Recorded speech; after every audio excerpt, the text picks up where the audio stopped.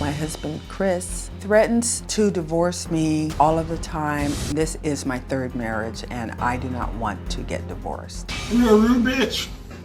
And so who would you rather be with? Damn near anybody. I use divorce as a weapon, a showstopper, my grand finale. I'm tired of it. Well, Pepper says her husband, Chris, is constantly threatening to divorce her. Now, Chris admits he has used divorce as a weapon to get his wife under control. But he says the only problem with actually going through with it is alimony, because he doesn't want to pay Pepper in order to leave her. Not true. The question of alimony, Well, yes, I'll find it in your pre-interview and I'll bring it out for you. Okay. I do not recall, okay? I don't recall saying that's the only reason that I don't want to leave Pepper. I didn't say it was the only reason. Okay. Okay, fair enough. Fair enough. It might have been a subject, but I can tell you right now that is not the reason that I do not want to leave Pepper. The reason that, understand this, I don't love Pepper because I need her. It's just the opposite, Dr. Phil. I need her because I do love her. I'm here to seek real help. Real help. I love Pepper. I believe she loves me. You say that you have gotten angry and exploded and you've hit her. Yes. She says that you have called her names. Yes. What have you called her?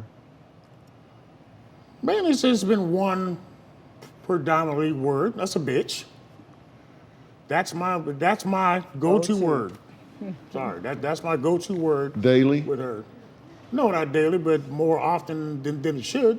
That you threatened to kill her. That I you told her you're going to beat her ass. I have. That you punched her in the face, you punched her in the lip, you called her a stupid bitch. You backhanded her, you grabbed her by the hair just to shut her up.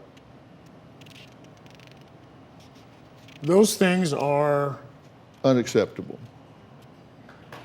true. Right? Yes. So we know what has to stop. Yes, they are unacceptable.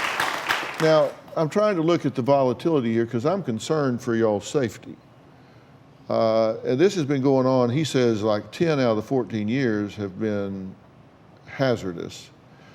He said you've thrown a fan at him. Did you point a gun at him and then actually point it at the floor and fire it?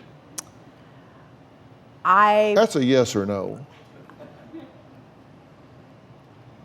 I stutter. Let me go woosah.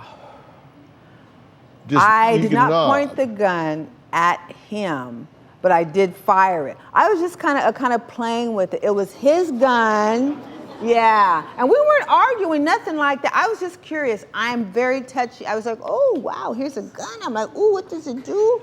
And I pointed, yeah, we weren't arguing. I don't think so. Wow. I would never do that. I would never do that, Chris. So you were just lovingly firing the gun? There was no argument. I would never do that. That was maybe 12, 13 years ago. Have you grabbed the steering wheel while the car was going? I'm really squeamish. I want to live a long time. I don't think I would grab the steering wheel when you're driving. Oh, no. Well, you did. I don't remember doing that. Well, you did. You jumped out of a car. You jumped out of a moving car. I jumped out of a car, more than yes, once because because I'm just upset with you at the time. You opened the door on the freeway. Because the gun incident, or you saying that you just picked a gun up because you were curious? You remember, we weren't arguing. You were terrified of guns, Pepper. I know. So just that particular night, you decided to be curious. We weren't fighting. Yes, we were. I don't remember fighting. Of course you don't remember. That's my whole point. You don't remember. Yes, you. No me recuerdo.